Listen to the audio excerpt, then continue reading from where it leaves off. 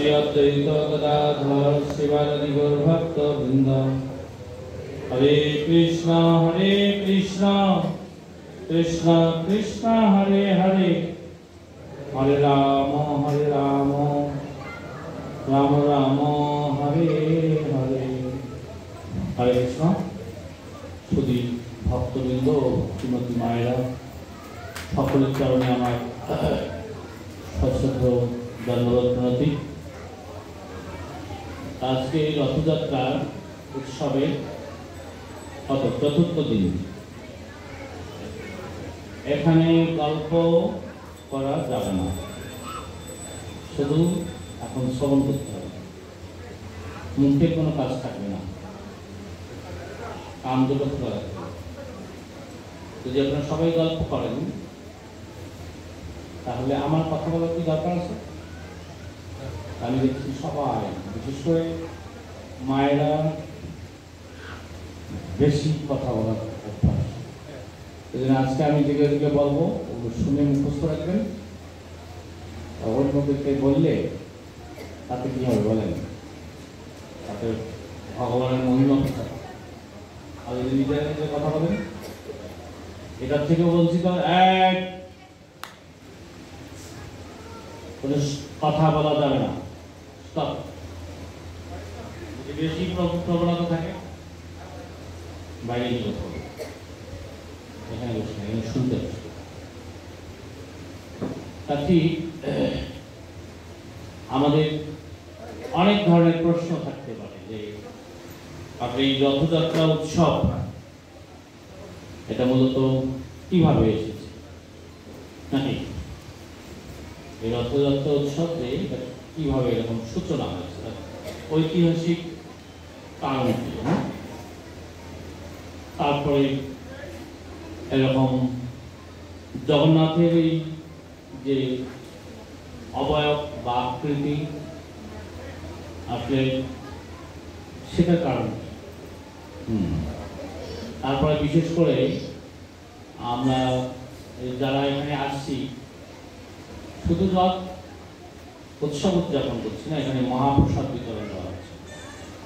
এই প্রসাদের কি মহিমা আছে? তার এই রথযাত্রারই মহিমা মাহাত্ম্য, এগুলো বিষয়ে আমাদের এরকম কিছু প্রশ্ন মানে কি উৎপন্ন হতে পারে। আমি ছোট ছোট দুই একটা বিষয় নিয়ে আপনাদেরকে কথা বলবো। আপনারা নিশ্চয়ই ইতিমধ্যে অনেক বিষয় পেয়েছেন। ইসলামিক রথ, ঠিক রথের যে উৎপত্তি হয়েছে এটার মূল ঐতিহাসিক ব্যাকগ্রাউন্ড কি আছে সেই বিষয়ে আমি আপনাদেরকে জানাবো। ঠিক আমি খুব সংক্ষিপ্তভাবে বলতেছি যে নারদ মুনিকে ভগবান শ্রীকৃষ্ণ দ্বারকাতে, ঠিক এই যে আমরা জগন্নাথকে যে রূপে দেখি এই রূপে তিনি দর্শন দান করেছেন। এটার পিছনে অনেক সুন্দর ঐতিহাসিক ব্যাকগ্রাউন্ড আছে। আমরা দুপুরবেলা আমাদের ছাত্রদেরকে নিয়ে একটা প্রোগ্রাম হয়েছিল, সেই প্রোগ্রামে এখানে বিস্তার করে আলোচনা হয়েছে। কে কে আছে ওখানে? আচ্ছা, তো যেহেতু ওখানে ওই বিষয়ে আলোচনা হচ্ছে আমি খুব সংক্ষিপ্তভাবে বলবো যে সেই সময় নারদ মুনি জগন্নাথ থেকে ভগবান শ্রীকৃষ্ণের এই আকৃতিতে দেখেছে, এই অবয়বে দেখেছে। দেখে নারদ মুনি জগন্নাথ সেই কৃষ্ণের চরণে ভুলণ্ঠিত প্রণাম করে তার কাছে আরতি ভরে বলেছেন যে হে প্রভু,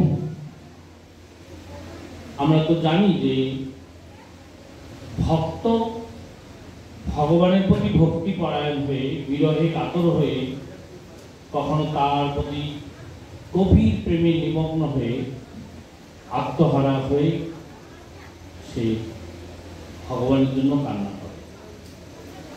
এটা খুবই স্বাভাবিক যে ভক্তের ভক্তি যত অধিক হবে, যদি ভক্তি বাড়তেই থাকে, বাড়তে বাড়তে একটা ঠিক সেই ভক্তি বা প্রেমের চরম অবস্থায় ভক্ত ভগবানের বিরহে কান্না করে। এটা খুবই স্বাভাবিক। কিন্তু আজকে আমি তোমার এক অদ্ভুত রূপ দেখলাম, কি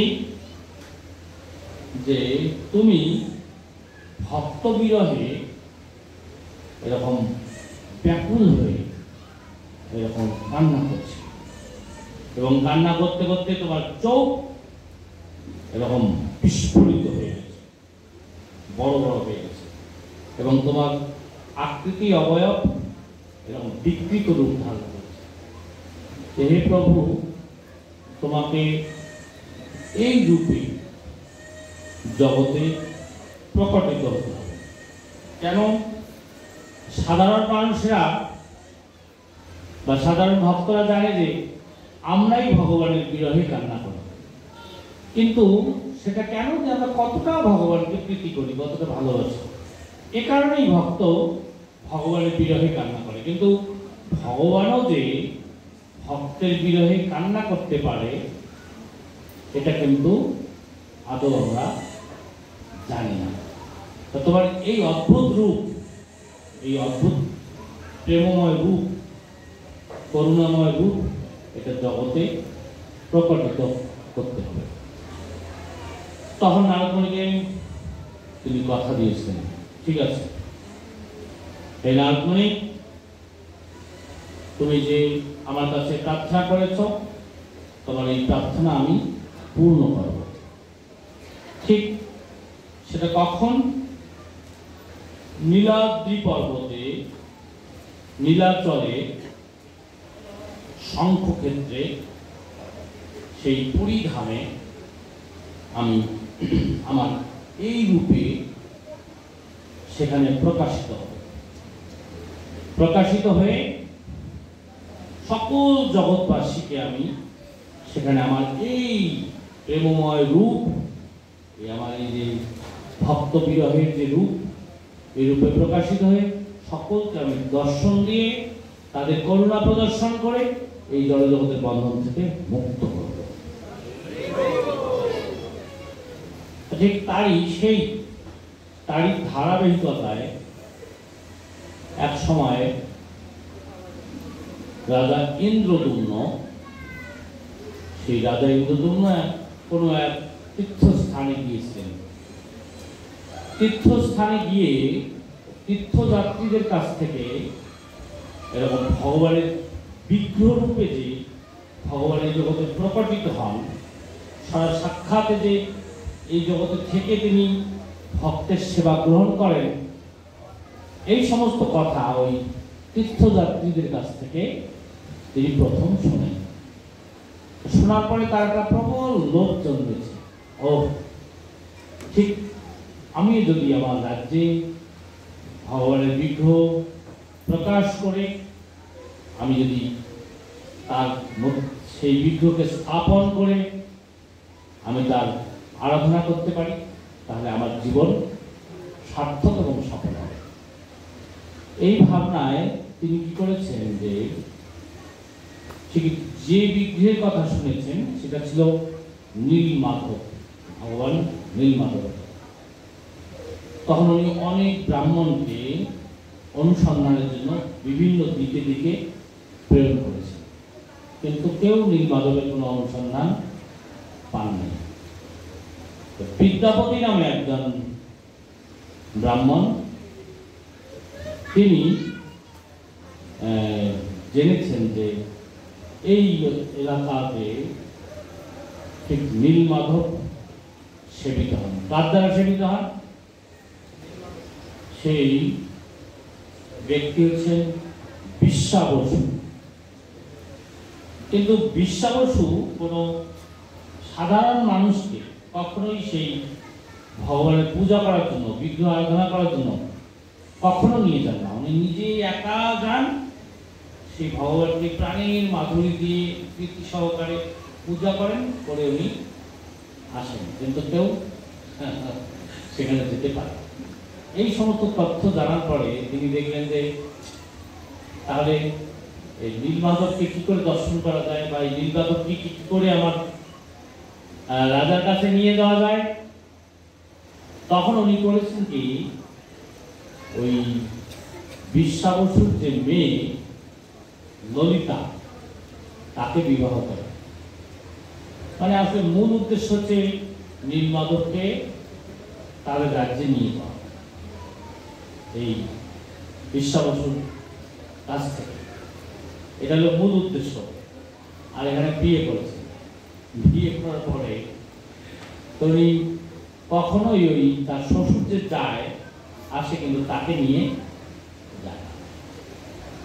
তখন কি করেছে, একদিন খুব করে ধরার পরে তাকে নেওয়ার জন্য পারমিশন দিচ্ছে। ঠিক আছে, তুমি আমার সাথে যেতে পারবে, নীলমাধবকে দর্শন করতে পারবে, কিন্তু কোন পথে আমি তোমাকে নিয়ে যাব আমি সেই পথ তোমাকে দেখাবো না। কারণ এই নীলমাধবকে অন্যত্র কেউ নিয়ে যাওয়ার পরিকল্পনাও করতে পারে। আসলে তো সে গেছে ওই জন্যই। বিশ্বাবসু তাকে চোখ বেঁধে দিয়েছে। তার স্ত্রী ললিতা সে খুব চতুর। স্বামী স্ত্রীতে একটা নিজেদের মধ্যে পরিকল্পনা করেছে কি, যে তুমি যেহেতু তোমার বাবা কি করবে, যে তোমার চোখ বেঁধে নিয়ে যাবে, তো তুমি একটা কাজ করবে কি, কিছু সরিষা এরকম পটলা বেঁধে সাথে নিয়ে যাবে, আর ছোট্ট একটা ছিদ্র রাখবে। তা যেদিন যে পথে আমার বাবা তোমাকে চোখ বেঁধে নিয়ে যাবে, তুমি যাবে তার সাথে, এবং আমার বাবা জানবে যে আমার জামাই তো আর পথ দেখলো না। একদিনও তুমি কি করবে, ওই যে ধীরে ধীরে সেই সরিষাগুলো ফালায় দিতে যাবে। সরিষা সাধারণত যদি সারিবদ্ধ এখন ফেলে দিতে যাওয়া যায়, তাহলে কি হয় বলতো দেখি, কয়েকদিনের পরে কি হবে, গাছ হবে। তাহলে তাকে চোখ বেঁধে নিয়ে গেলেও ওই রাস্তা আবার চেনা যাবে কিনা? হ্যাঁ, চোখ বেঁধে নিয়ে গেছে, কিন্তু রাস্তা সে চিনে রাখতে পারে নাই। কিন্তু পরে সে ওই যে তার শ্বশুর যখন তাকে নিয়ে এসে তারপরে কি করেছে, যে ওই পথ ধরে ধরে ধরে ধরে আবার গোপনে সেই নীলমাধবকে দর্শন করেছে। নীলমাধবকে দেখেছে, ভগবান কোথায় আছে সেই মন্দির দেখেছে, ভগবানের পূজা দেখেছে, সব কিছুর পরে সে ফিরে এসেছে। ফিরে এসে কিন্তু তার উদ্দেশ্য কি, উদ্দেশ্য হচ্ছে রাজার যে আদেশ সেটা পালন করা। আর গেছে, যাওয়ার পরে তখন ভগবান তাকে আর দর্শন দেন। আচ্ছা, এটা একটা কারণ। পরে আবার আসলে বিশ্বাবসু রাজার কাছে গিয়ে এই সমস্ত ঘটনা তুলে বলেছে। আবার সেই আবার ঠিক বিদ্যাপতি রাজাকে নিয়ে ওই মন্দিরে গিয়েছে। যখন মন্দিরে গিয়েছেন, মন্দিরের বেদি টেদি সব আছে, কিন্তু ঠাকুর সেখানে নাই। সেবার ঠাকুরের দর্শন পাবেন। তখন সেই রাজা ভাবলেন, হায় হায়, ঠাকুর এখানে ছিল, আর আমি কত বড় পাপী যে আমাকে দেখে ঠাকুর এখান থেকে সরে গেছে। তার মানে আমার মতো অপরাধী এই জগতে কেউ নেই। ঠাকুরকে পেয়েও যদি না পেলাম, এখানে ঠাকুর ছিল জেনেও সেই বেদি পর্যন্ত গেলাম, কিন্তু ঠাকুরকে দর্শন করতে পারলাম না, নেওয়া তো অনেক দূরের কথা। তাহলে আমার আত্মহত্যা করাটাই শ্রেয় হবে। এতটা গভীর প্রেমে নিমগ্ন ছিল যে আত্মহত্যা করে, ঠাকুরের বিরহে, ভগবানের বিরহে আত্মহত্যা করে। তখন ভগবান নীলমাধব বলছেন, হে রাজা ইন্দ্রদম্ন, তোমাকে আত্মহত্যা করতে হবে। আসলে তুমি তো জানো না, আমি নারদমুনিকে কথা দিয়েছি যে নারদমুনিকে আমি জগন্নাথ রূপে তাকে একবার দর্শন দিয়েছিলাম। আমার সেই রূপ দেখে নারদমুনি খুবই ব্যাকুলিত হয়ে আমার কাছে প্রার্থনা করেছেন। আমি তাকে কথা দিয়েছি যে আমি ঠিক নীলাদ্রি পর্বতে নীলাচলে গিয়ে সেখানে প্রকাশিত হব। তোমার রাজ্যে আমি সেখানে জগন্নাথ রূপে তোমার কাছে আমি সেবিত হব। যেহেতু তোমার কাছে আমি সেবিত হব, জগন্নাথ রূপে, কিন্তু তুমি এই বিশ্বাবসুকে ঠকিয়ে এই মূর্তিকে তোমার রাজ্যে স্থাপন করার কোনো দরকার, রাজ্যে স্থাপন করার কোনো আবশ্যকতা নেই। আর তোমাকে আমি দর্শন দিইনি কেন? যে আসলে তোমাকে আমি তোমার রাজ্যেই সেখানে জগন্নাথ রূপে তোমার কাছে সেবিকা হবো, তুমি সেই রূপে আমাকে দেখতে পারবে এবং আমার সেবা করতে পারবে। তখন সে আশ্চর্য। তারপরে সেখানে তাকে বলা হয় যে মহানদী এবং সমুদ্রের যে মিলন স্থান, সেই জায়গাটাকে বলা হয় বাঙ্কি মোহান। ওই জায়গার নাম যে বাঙ্কি মোহানে তুমি সেখানে যাবে। বাঙ্কি মোহানে গিয়ে আমার বড় বড় এরকম 3টা বড় বড় এরকম কাঠের মানে গুড়ি পাবে, কাঠের খণ্ড পাবে। সেই কাঠগুলোই হচ্ছে আমি, তুমি মনে করো না যে সাধারণ কাঠ। সেই কাঠ নিয়ে গিয়ে আমার বিগ্রহ নির্মাণ করবে। আমি তোমার গৃহে সাক্ষাৎ জগন্নাথ রূপে সেখানে সেবিত। তখন রাজা ইন্দ্রদম্ন ওই কাঠগুলো নেওয়ার জন্য একদম চলে গেছে। গিয়ে দেখে তাই তো সেখানে সমুদ্রের আর নদীর, মহানদীর যে ঠিক মিলন স্থান, ওখানে এরকম বিশাল বিশাল কাষ্ঠখণ্ড ভেসে বেড়াচ্ছে। ঠিক তার ভবিষ্যৎবাণী দৈববাণীর সাথে যখন মিলে গেছে তখন তো খুবই মহানন্দ পেয়েছে। ঠিক আছে, সেগুলোকে নেওয়ার জন্য হাতি, ঘোড়া, গাড়ি সব কিছু নিয়ে গেছে, কিন্তু সেখান থেকে একটা কাঠকেও তুলে আনতে পারছে না। তখন আবার হাত হত্যা করার সংকল্প, হায় হায়, এত কিছু পরে আমার কাঠ আমি নিয়ে যেতে পারছি না। তখন তাকে আদেশ দিয়েছেন জগন্নাথ দেব, আসলে হে রাজা ইন্দ্রদম্ন, তোমার নিজের ভক্তির বলে তুমি আমাকে নিতে পারবে না, এখানে 2 জন লাগবে। কে?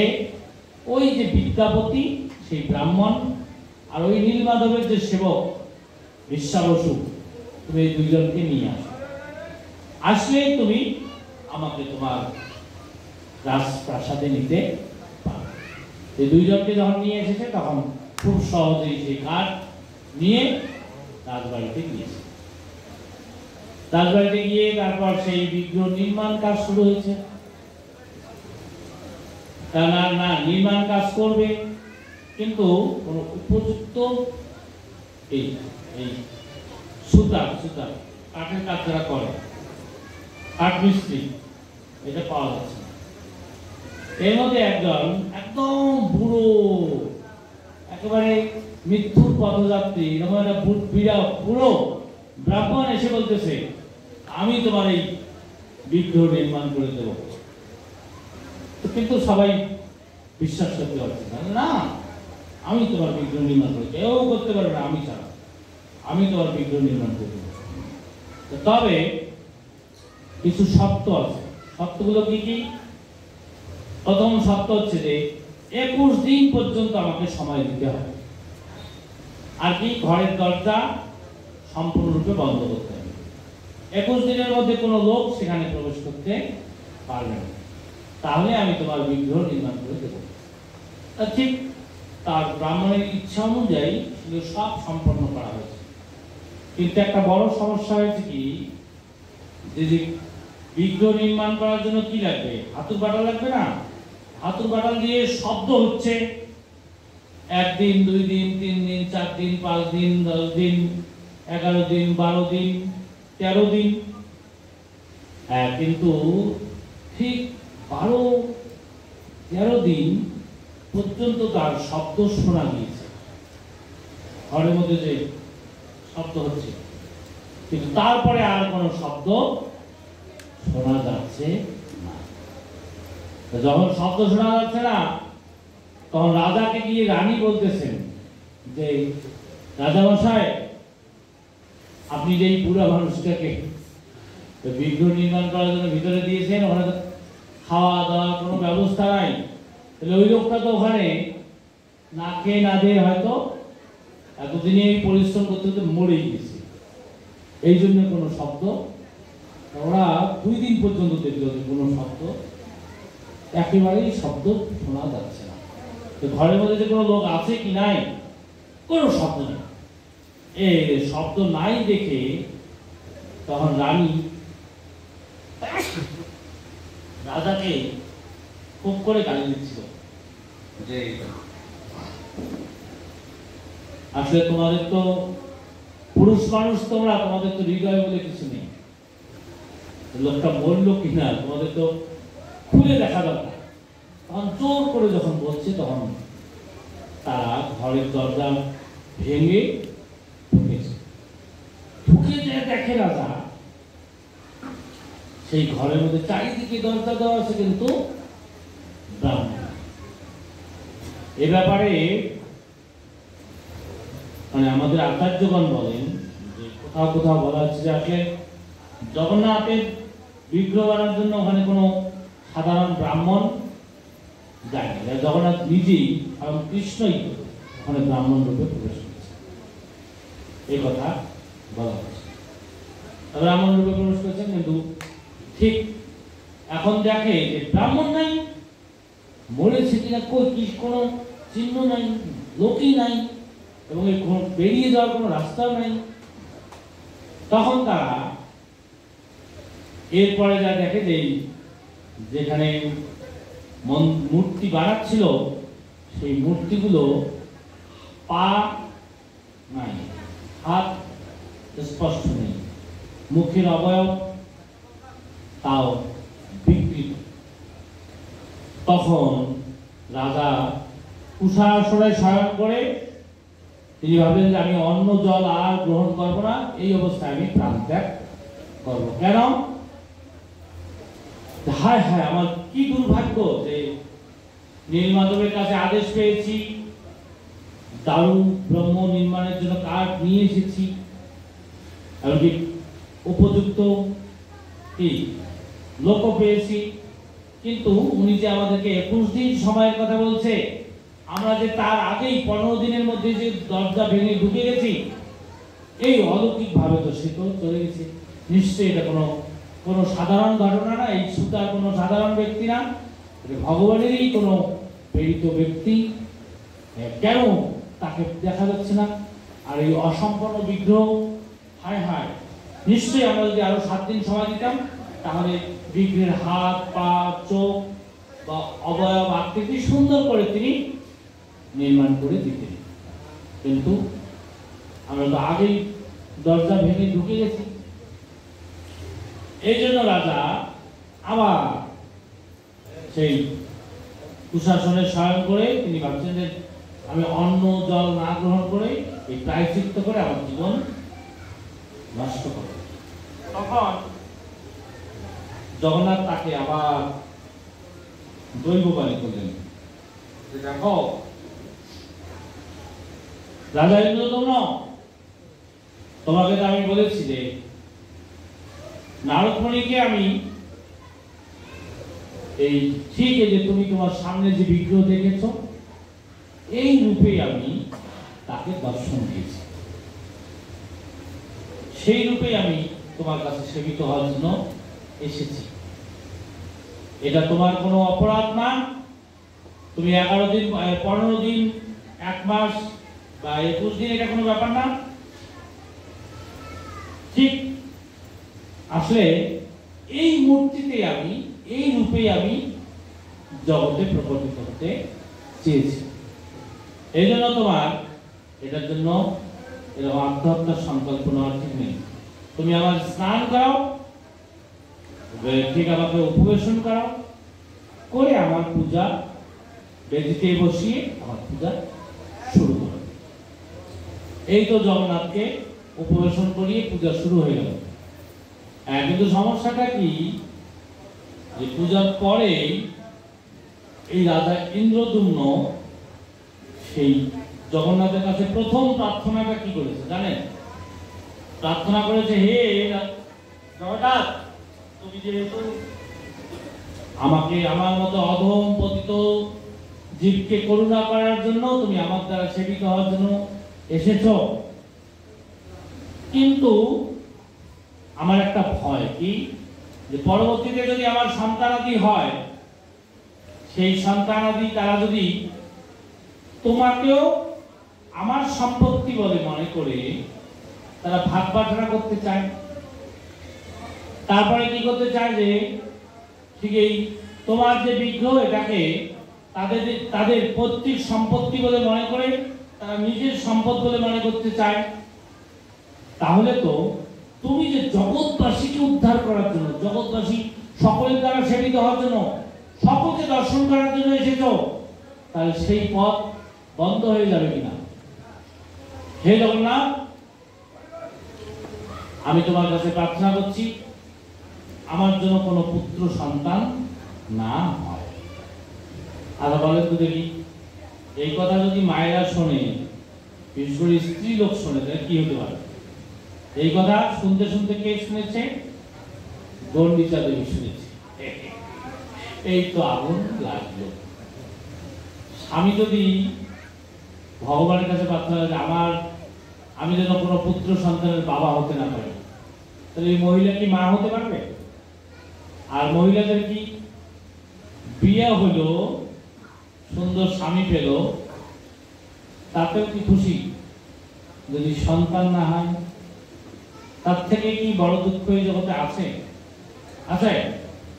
এইবার গণ্ডিতা দেবী যখন শুনতে পাচ্ছেন যে আমার স্বামী প্রার্থনা করেছেন যে আমার কোনো সন্তান আদি যেন না হয়, তখন সেই গণ্ডিতা দেবী জগন্নাথের কাছে গিয়ে ব্যাকুল ভাবে প্রার্থনা করেছেন, কান্না করছেন, হে প্রভু, তুমি আমাদের রাজ্যে এসেছো, আমাদের দ্বারা সেবিত হওয়ার জন্য, এটা তো আমাদের সৌভাগ্য, কিন্তু রাজা যে প্রার্থনা করেছে যে সে কোনোদিনও যেন বাবা না হয়, এটা তুমি ফিরিয়ে নাও, আমি যেন মা হতে পারি, আমি জননী হতে চাই, আমি মা ডাক শুনতে চাই।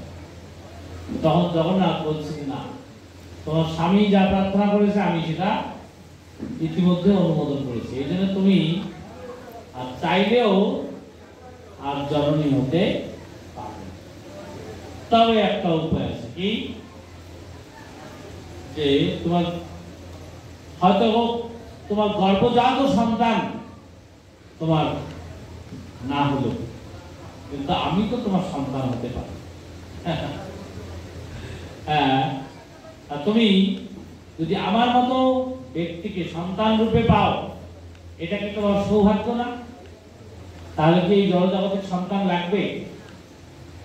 আর তুমি এই কারণে তুমি তোমার দুঃখ ভুলে যেতে পারো।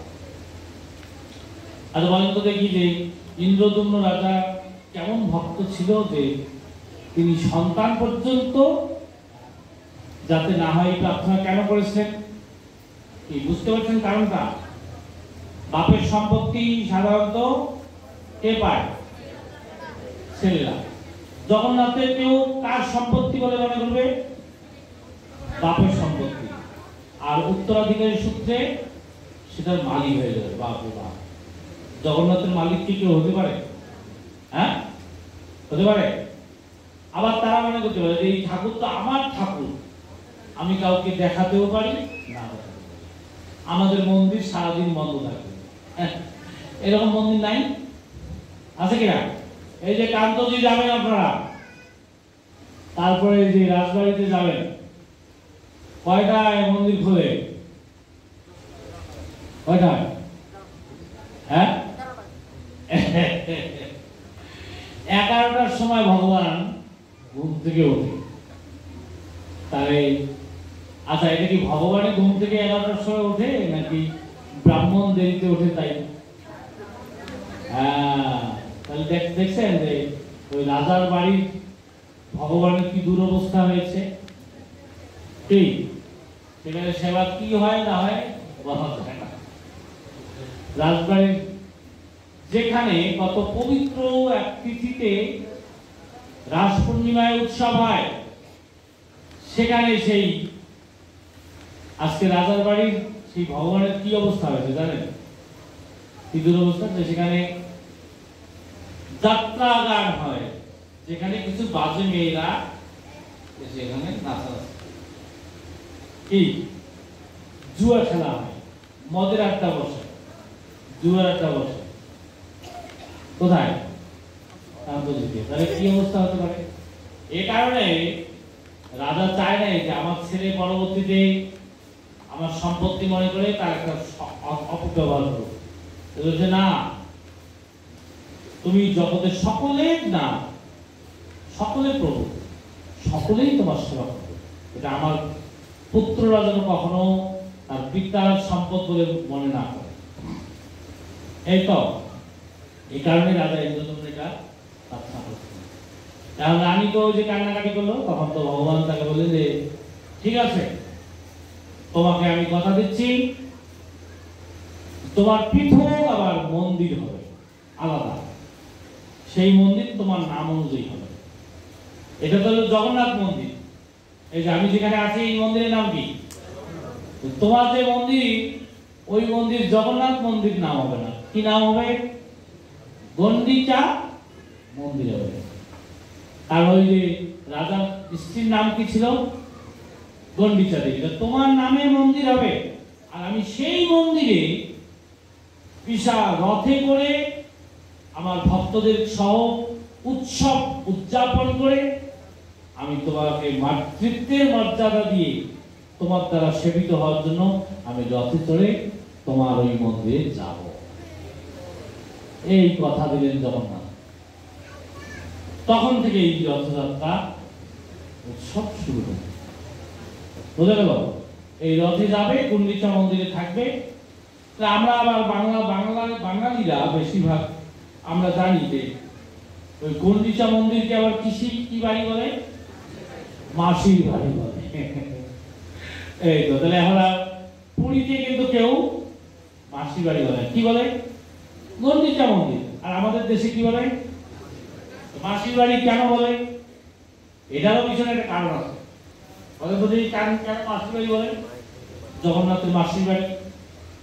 আসলে না, এখানে তো জগন্নাথ কথা দিয়েছে মা, মাসি কেন বলে? ও, তার কারণ আছে। বৃন্দাবন লীলায় এই যে গন্ডিচা দেবী আছে না, উনি পূর্ব জন্মে বৃন্দাবন লীলায় ঠিক ওই যশোদা মায়ের বোন ছিল।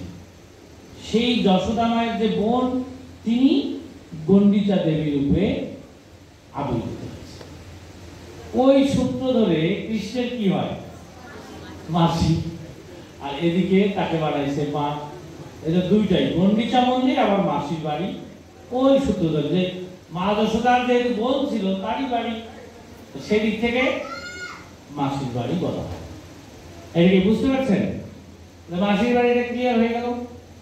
আর রথযাত্রা কেন হয় এটা তো বুঝতে পারছেন?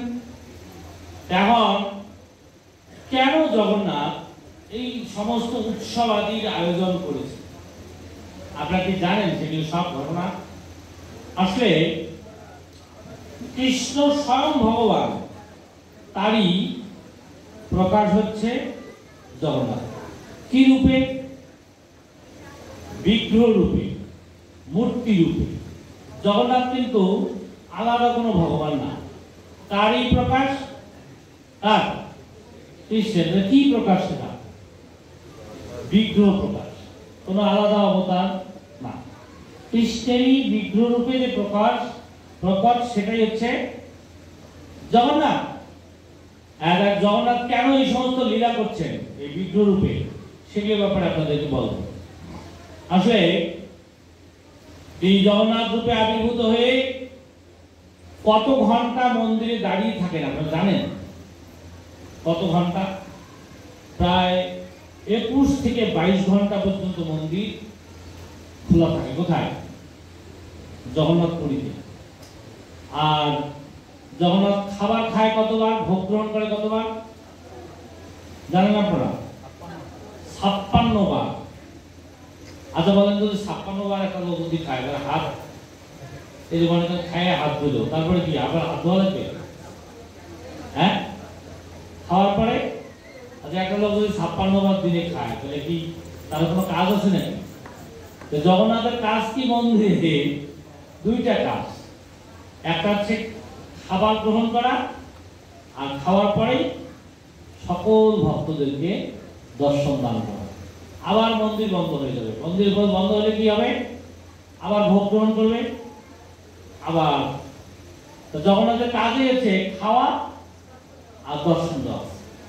এর মাধ্যমে কি করেন জগন্নাথ? যত জীব, যে সমস্ত ভক্তরা জগন্নাথকে দর্শন করতে যায়, দর্শন করা মাত্রই তারা বৈকুণ্ঠ লোকে প্রাপ্তি হওয়ার যোগ্যতা অর্জন করে। এটা পুরাণে আছে যে জগন্নাথকে যে একবার দর্শন করবে তার আর পুনরায় জন্ম হবে, তারা বৈকুণ্ঠ লোকে। আচ্ছা, গেল একটা। আর কি প্রসাদ কেন উনি বারবার গ্রহণ করেন? প্রসাদ কেন গ্রহণ করেন? যখন জগন্নাথকে দর্শন করলো, তাহলে দর্শনের পরে জগন্নাথ করুণা করবে কিনা? কৃপা করবে না? কিন্তু তার কৃপাটা কি? প্রসাদ শব্দের অর্থ কি জানেন আপনারা? প্রসাদ শব্দের অর্থ কি? প্রসাদ শব্দের অর্থ হচ্ছে কৃপা, কৃপা আশীর্বাদ। এই যে দর্শন যে করলো, তাহলে জগন্নাথ এখন কৃপাটা কিভাবে করবে? সেটা হলো সকলে যে ভোগ গ্রহণ করলো আর সকল ভক্তদের উদ্দেশ্যে তিনি প্রসাদ দিয়ে দিলেন। এই যে কৃপা করলো, এইটার একটা সুন্দর কাহিনী আছে।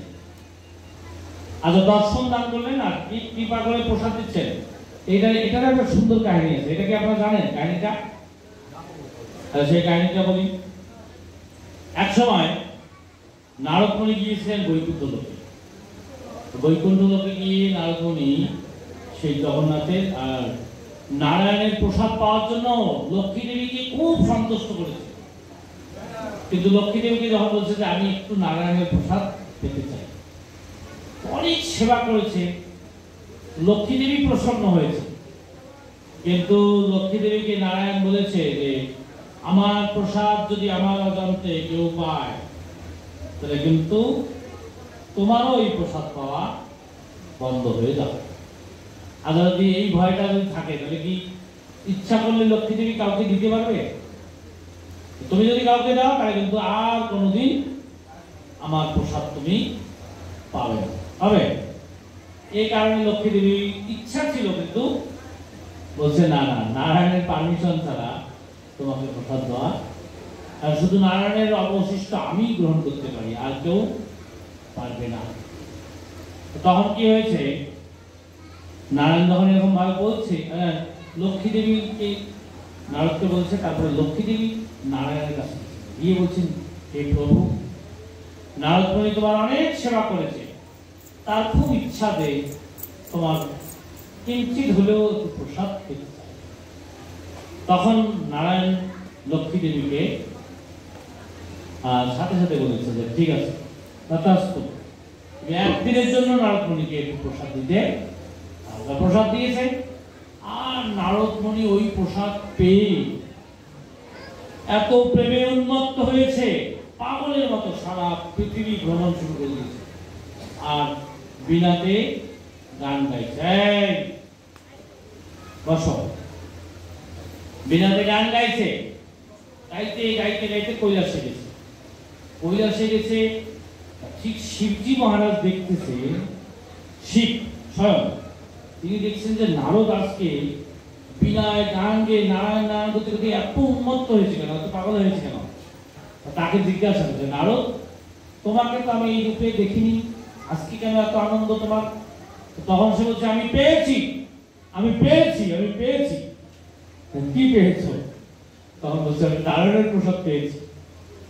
তাই নারায়ণ, প্রভু নারায়ণের প্রসাদ তুমি পেয়েছ? হ্যাঁ, আমি পেয়েছি। তখন বলছে, নারদ, আমার জন্য কিছু আনো নেই? নারদ বলছে, না, আরে আমি তো অল্প একটু পেয়েছি, আবার তোমার জন্য কি নিয়ে আসবো? তখন শিব খুবই রেগে গিয়েছে, এই আমার জন্য প্রসাদ নিয়ে আসো নাই? তখন নারদ বলছে, ঠিক আছে ঠিক আছে, আসলে আমি যে প্রসাদ পেয়েছি, আসলে আমি কিন্তু হাত ধোয়ারও সময় পাই, এতটা প্রসাদ পেয়ে উন্মত্ত হয়েছে, হাত ধুই নেই। তো তাহলে দেখেন হাতের মধ্যে কোথাও এক আধটা দানা আটকায় আছে, খেতে খেতে পাগল হয়ে গেছে। তো ওই তার ওই দুই এক দানা চেটে টুটে কে খেয়েছে, শিব খেয়ে মহানন্দে বিভোর হয়েছে, সেও উন্মত্তের মতো নৃত্য করা শুরু হয়েছে। তারপরে পার্বতী এটা শুনতে পেরেছে, আরে শিব কেন আজকে এরকম পাগলা ভোলার মতো আসতেছে। শিবের কাছে গিয়েছে, হে শিবজি মহারাজ, হে স্বামী, হে পতি দেবতা, তুমি কেন এরকম উন্মত্তের মতো পাগলের মতো নৃত্য করছো, আনন্দে বিভোর হয়ে কি হয়েছে? সেও তখন বলছে, আমি পেয়েছি, আমি পেয়েছি, আমি পেয়েছি। কি পেয়েছো সেটা বলো। তখন বলছে যে আমি নারায়ণের প্রসাদ পেয়েছি। প্রভু নারায়ণের প্রসাদ পেয়েছ, আমার জন্য আর নেই। পার্বতী আবার যেই শুনছে যে না, নারদের এই এক বিন্দু দুই বিন্দু খাইয়ে তার এইরকম অবস্থা হয়েছে, তখন পার্বতী বলছে কেন আমার জন্য আর নেই। সাধারণত মায়েদের একটা স্বভাব আছে, যদি কোনো জিনিস না পায় তাহলে তো 12টা পেয়েছে। তাই পার্বতী এমন রেগে গেছে যে নারদ আর শিব দুইজনে তাকে সামলাতে এতটা ক্রোধান্বিত হয়েছে। তখন স্বয়ং নারায়ণ, স্বয়ং ভগবান চলে এসেছে পার্বতীর কাছে তাকে থামানোর জন্য। পার্বতীকে এসে বলছে, পার্বতী তুমি কেন এতটা ক্রোধিত হয়েছে, এত উগ্রমূর্তি ধারণ করেছ? তখন পার্বতী বলছে, হে প্রভু, তোমার প্রসাদ নারদমণি এবং আমার পতি দেবতা শিবজি তা পেয়েছে, কিন্তু আমার জন্য তোমার প্রসাদ নিয়ে আসেনি। এই কারণে আমি অতটা ক্রোধিত হয়েছি। আমি তোমাকে শান্ত করার জন্য এসেছি, তুমি শান্ত হও। কি চাও? আমি তোমার প্রসাদ চাই। ঠিক আছে, আমি তোমাকে আমার প্রসাদ শান্ত। যখন পার্বতী শান্ত হয়েছে তখন বলছে যে ঠিক আছে, আমি তোমাকে আমার প্রসাদ দেব। তখন পার্বতী আর একটা বাহানা করছে যে আসলে এখানে মাতাজি আর প্রভুদের মধ্যে কিন্তু একটা পার্থক্য ওখানেও দেখা যাচ্ছে। নারদমণি শুধু নিজের স্বার্থের চিন্তা করছে, আর শিবজি মহারাজ নিজের স্বার্থের চিন্তা করছে। কিন্তু দুর্গা দেবী বা পার্বতী দেবী উনি তো জননী না, কার জননী? জগতের সকলের জননী। তখন বলছে যে আমি এক বিন্দু প্রসাদ পাই নাই, এই জন্য আমার অতটা রাগ, আর আমি প্রসাদ পেয়ে পাই, আর জগতে আমার যে সন্তানরা আছে তারা যদি জানতে পারে তাদের ব্যথাটা কেমন লাগবে, তাদের কষ্টটা কেমন হবে, তাদের দুঃখটা কেমন হবে, তারা অনেক ব্যথিত হবে। আমি মা হয়ে এটা সহ্য করতে, আমাকে তুমি প্রসাদ দাও সেটা তো ঠিক আছে, কিন্তু না, হে প্রভু, তোমাকে এই জগৎবাসী আমার যত সন্তান আছে, আমি যেহেতু জগৎ জননী, সবাইকে তোমার প্রসাদ দান করতে হবে। এই পার্বতী দেবীর কৃপা, আপনাদের প্রসাদ পাচ্ছেন, পার্বতী দেবীর কৃপা। তো তখন নারায়ণ কথা দিয়েছে, ঠিক আছে, এই যে আরেকটা সংযোগ এখানে দেখাচ্ছি যে আমি জগন্নাথ রূপে পুরী ধামে যখন আবির্ভূত হব, সেখানে আমাকে 56 বার ভোগ দিবে। অঢেল, যেহেতু তোমার জগতের সকল সন্তান তারা প্রসাদ পাবে, তাহলে একবার দুইবার ভোগ দিলে তো কতটুকু প্রসাদ হবে? এই জন্য প্রসাদ দিতেই থাকবে, দিতেই হবে, আর আমি ছেড়ে থাকবো, আর আমার করুণা, অঢেল করুণা প্রসাদ প্রকাশ করে। এই জন্য আমি 56 বার ভোগ গ্রহণ করব। হে পার্বতী, তোমার এই যে আমার প্রসাদের জন্য তোমার এত দুঃখ, আমার পাশেই তোমার মন্দির থাকবে, তোমার নাম হবে বিমলা দেবী। তুমি বিমলা দেবীর রূপে ওখানে থাকবে, আর আমার প্রসাদ তোমাকে যখন দেবে তখন সেটা মহাপ্রসাদে পরিণত হবে। আর জগৎবাসী সকল জীব সেই পুরীধামে আমাকে দর্শন লাভ করবে, আর আমার করুণারূপে আমার প্রসাদ তারা প্রাপ্ত হতে পারবে।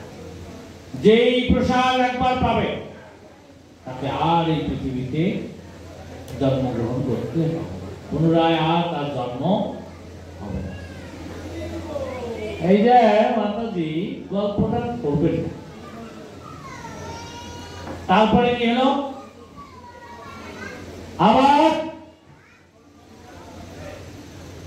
আবার বলতে চান?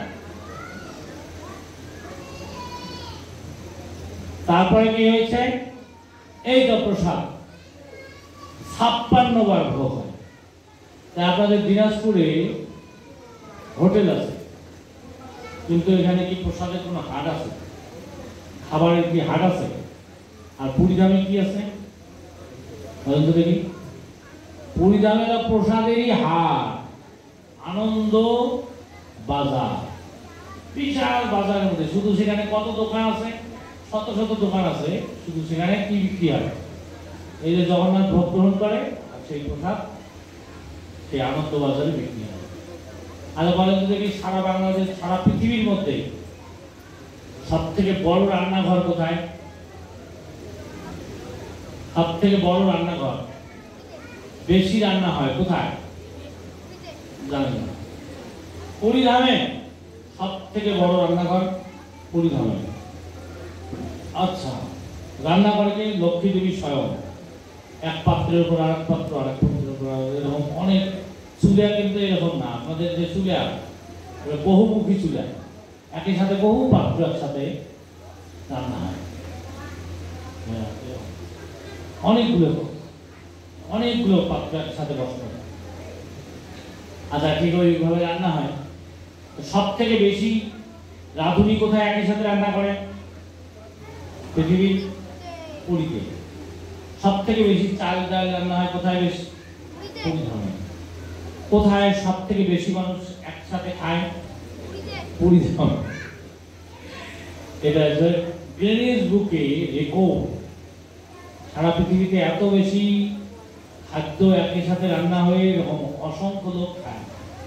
এটা পার্বতী দেবীর প্রার্থনা অনুযায়ী যখন অঢেল প্রসাদ যখন দিচ্ছে, যত রান্না হোক সব প্রসাদ শেষ হয়ে যাবে। প্রতিদিন হাজার হাজার লক্ষ লক্ষ লোক আসছে, সব ওই প্রসাদ পায়। তাহলে প্রসাদের মহিমা আপনারা জানলেন।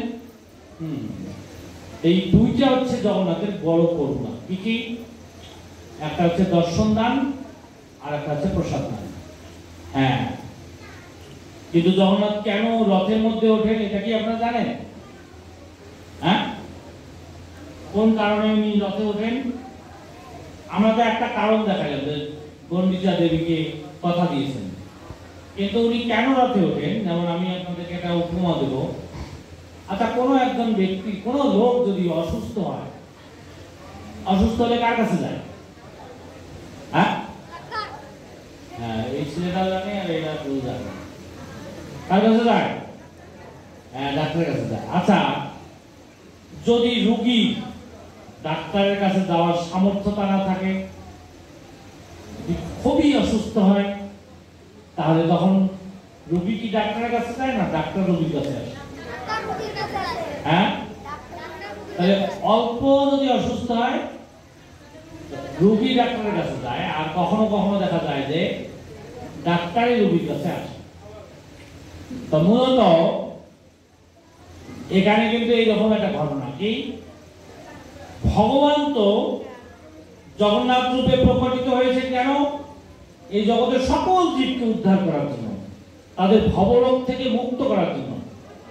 কিন্তু আমরা এতটাই ভবরোগী, আমাদের রোগের মাত্রাটা এত বেশি যে ভগবান দর্শন দিয়ে আমাদেরকে মুক্ত করার জন্য আছে, কিন্তু আমরা কেউ মন্দিরে যাই না। তখন ভগবান দেখছেন যে এদের রোগটা আরো বেশি প্রবল। তাহলে এখন আমার কি করা উচিত? আমারই ওদেরকে দর্শন দেওয়া উচিত। আমি তো দর্শন দেওয়ার জন্য আছি, যারা আমার মন্দিরে আসবে আমি তাদেরকে উদ্ধার করবো। কিন্তু তারপরে যদি আমরা যাই, তখন কি করে? উনি রাজপথে বেরিয়ে যত সাধারণ কর্মী মানুষ আছে তাদেরকে উনি দর্শন দান করার জন্য। এই জন্য জগন্নাথ মন্দিরে যখন থাকেন তখন তার যে করুণা গুণ তার থেকে সহস্র সহস্র গুণ বেড়ে যায় তিনি যখন রথে উঠে ওই অবস্থায় যদি কেউ তাকে দর্শন করে, সে ব্যাপারেও বলা হয়েছে রথস্তু ব্রাহ্মণং দৃষ্টা পুনর্জন্ম নাম। রথের মধ্যে যদি কেউ জগন্নাথকে দর্শন করে আর পুনর্জন্ম হবে না। তাহলে একটা হচ্ছে যে যারা মন্দিরে যায় না তাদেরকে দর্শন দেওয়ার জন্য কোথায় যান ভগবান?